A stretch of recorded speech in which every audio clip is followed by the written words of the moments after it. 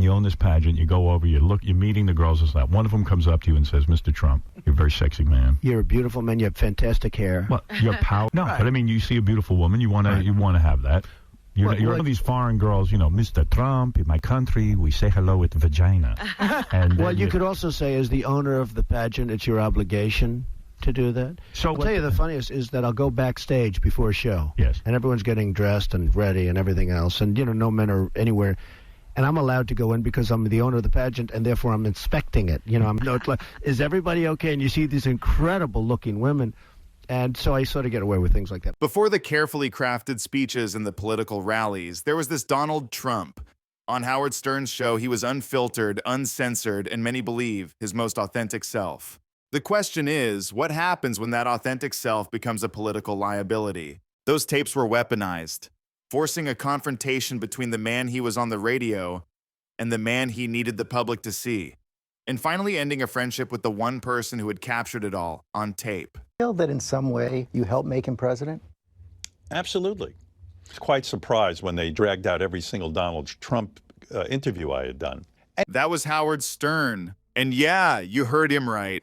He's basically asking, how on earth did my show become the gospel truth for political news? This is about how a decades-long friendship, built on shock value, completely blew up and became a massive political liability. It's a story about loyalty, image, and the fact that in today's world, your past never, ever stays in the past. Donald Trump would come on my show, and this is why he was great. There was no filter. I go, Donald, Angelina Jolie, she's one of the most beautiful actresses in the world. She's a 6. Now who says that? Types of things most people, certainly politicians, don't say. All right, so let's rewind. For years before Trump was even thinking about the White House, he was a regular on Howard Stern. And I mean a regular. He wasn't a politician. He was just content. Most people, if they're having that thought, keep that pretty guarded. Not Donald. He was right into it. Honestly, the setup was perfect for both of them. Stern got a guest who would say literally anything for a headline, and Trump got to use Stern's massive platform to build his whole Playboy billionaire brand. He'd rate women, crack jokes about walking backstage at his pageants, is literally anything. She was one of the great beauties of the world, according to everybody, and I helped create her. Who? Ivanka. Ivanka Trump, most beautiful girl in the world. I would marry her. These types of things, most people, certainly politicians, don't say. It was. Daughter is beautiful, Ivanka. By the way, your daughter. She's beautiful. Can I say this? A piece of. Yeah. Probably, I would say, the greatest judge of beauty on this planet. In fact, I would create a TV show for you where all you did was just judge women. Now, that may be the best idea of all. It's a simple thing. It's a half hour, and we strip it out all over the country. I would say I'm the all-time judge. Spectacle. But that spectacle was about to crash head-on into a presidential campaign. And then, 2015 happened. The second Trump announced he was running for president, all those hundreds of hours of interviews weren't just jokes anymore. They became a weapon. Feel that in some way you helped make him president? Absolutely. Does it make you feel bad or good? I did not vote for Donald Trump. The way I helped Donald was I let him come on and be a personality. Whether you liked him or not, people related to him as a human being, whether you love him or hate him. He's a master at talking like a dude. Every news network started playing them on a loop.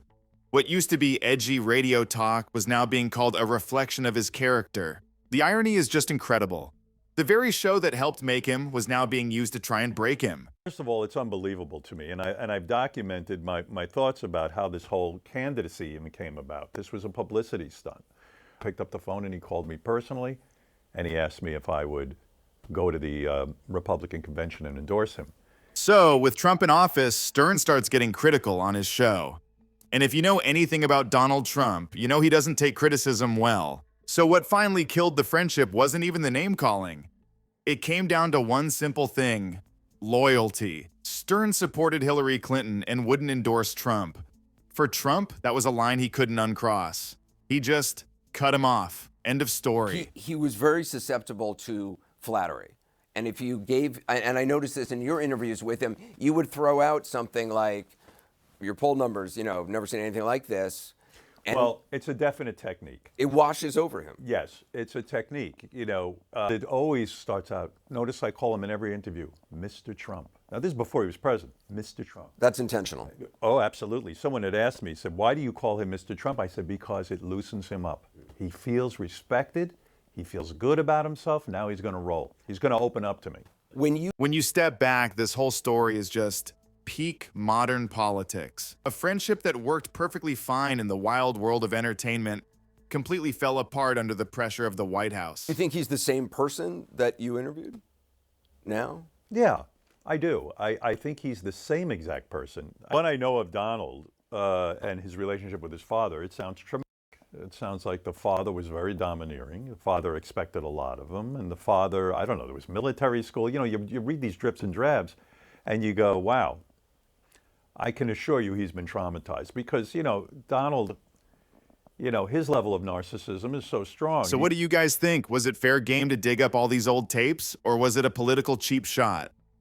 Drop a comment below and let me know. Just a quick note before we continue. It's important for us that you know everything we're covering here. All the clips, the details are based on publicly available news reports and media, and we are following YouTube's community guidelines. If you appreciate this kind of detailed commentary, now is a perfect time to hit that subscribe button so you don't miss what's coming next.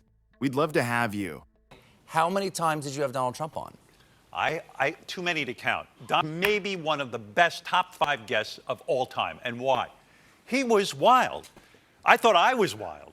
And a great guest. No, a great guest because he would say anything that came into his mind. He was completely unfiltered. He was talking about his daughter was the most attractive woman he ever met and how much he thought she was hot. Look, the political damage was one thing, but what was happening behind the scenes, that's where this story gets really uncomfortable. You have to imagine what this was like for Melania. The campaign is trying to sell this perfect family image, and meanwhile, the whole world is hearing these old tapes of her husband.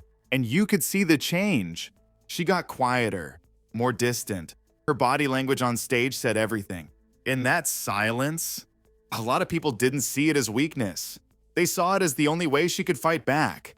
A quiet resistance. We have to talk about Donald Trump. He's a big character in the book because He was a big character on my show. Well, that's what I was going to say. Yeah. You say one of your best guests ever.